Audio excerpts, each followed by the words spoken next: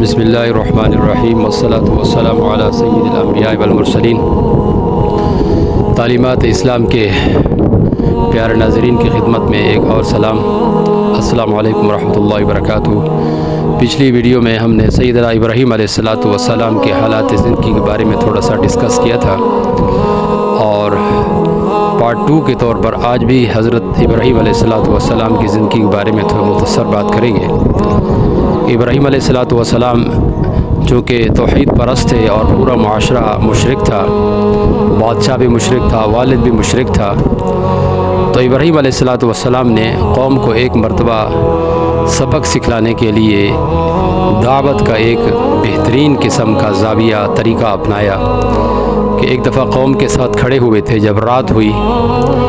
تو فلما جن علیہ اللیل رأى کوکبا، جب رات کے وقت ستارہ آسمان پہ نظر آیا تو آپ نے فرمایا کہ یہ میرا رب ہے،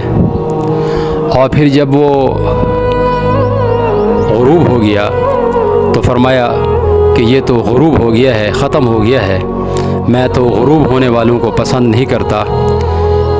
اس لیے پھر اس کے بعد چاند نظر آیا، چاند کے بارے میں کہا قال ھذا ربی، کہ یہ میرا پروردگار ہے۔ پھر فلما آفلت، اللہ تعالیٰ فرماتے ہیں جب وہ غروب ہو گیا تو فرمایا لا احب الآفلین، میں غروب ہونے والوں کو پسند نہیں کرتا۔ پھر اس کے بعد سورج کو دیکھا تو پھر فرمایا کہ یہ میرا رب ہے اور یہ بڑا ہے، ھذا اکبر۔ لیکن پھر بھی جب وہ بھی غروب ہو گیا تو فرمایا کہ یہ بھی میرا رب نہیں ہے، اور یہ سمجھانا تھا قوم کو جو اپنے وجود کو قائم نہ رکھ سکے وہ دوسروں کی مدد کیا کر سکے، جو اپنے وجود کو قائم نہ رکھ سکے وہ دوسروں کے نفع نقصان کا مالک کیسے ہو سکتا ہے، جو اپنے وجود کو قائم نہ رکھ سکے وہ کسی کی عزت اور ذلت کا مالک کیسے بن سکتا ہے۔ تو اس لیے فرمایا اے میری قوم انی بریء مما تشرکون، میں اس فعل سے یا اس تمہارے مشرکانہ عقائد و اعمال سے بری ہوں جو تم کرتے ہو۔ انی توکلت علی اللہ، میں تو اللہ تبارک و تعالی پر بھروسہ کرتا ہوں جو نفع کا بھی مالک ہے، نقصان کا بھی مالک ہے، عزت بھی دیتا ہے، ذلت بھی دیتا ہے، صحت بھی دیتا ہے، بیماری بھی دیتا ہے، جتنے بھی انسان کے ساتھ لوازمات ہیں سارے کے سارے اللہ تبارک و تعالی کے ہاتھ میں ہیں۔ نہ فرمایا کوئی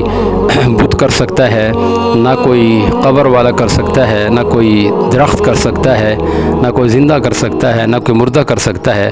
سب کچھ کرنے دھرنے والی اللہ تبارک و تعالی کی ذات عالیہ ہے۔ تو یہ سبق دیا اپنے قوم کے سامنے، یعنی دعوت کا ایک بہترین انداز جس کو عملی انداز کہا جاتا ہے، کہ چیز کو سامنے دکھایا پھر وہ ختم ہو گئی، اور پھر اس کے بعد دوسری چیز بھی تیسری چیز، اور پھر آخر میں آ کر جو ہے اللہ تبارک و تعالیٰ کی توحید کو بیان کیا، اور یعنی عقلی دلیل سے بھی ثابت کر دیا کہ یہ سارے کے سارے یہ تمہارے بنائے ہوئے بت ہیں یا تمہارے بنائے ہوئے نعوذ باللہ جھوٹے خدا ہیں، یہ سارے کے سارے اپنے جسم کو یا اپنے وجود کو قائم رکھنے کی طاقت بھی نہیں رکھتے، تو تمہیں کیا دیں گے۔ تو یہ بھی ایک عجیب قسم کا واقعہ قرآن کریم میں اللہ تبارک و تعالی نے 7ویں بارے میں بیان فرمایا ہے۔ مشرکانہ عقائد اور مشرکانہ رسومات اور بدعات کو دور کرنے کے لیے آج تک بھی یہی سبق ہے کہ اللہ تبارک و تعالی کے سوا نہ کوئی مالک ہے، نہ کوئی خالق ہے، نہ کوئی رازق ہے، نہ نفع کا مالک ہے، نہ نقصان کا مالک ہے۔ آج کی ویڈیو میں بس اتنا ہی۔ انشاءاللہ العزیز اگلی ویڈیو میں سیدنا ابراہیم علیہ السلام کی زندگی کے باقی حالات کے بارے میں ڈسکس کریں گے۔ تب تک کے لیے اپنے بھائی کو اجازت دیں۔ السلام علیکم ورحمۃ اللہ وبرکاتہ۔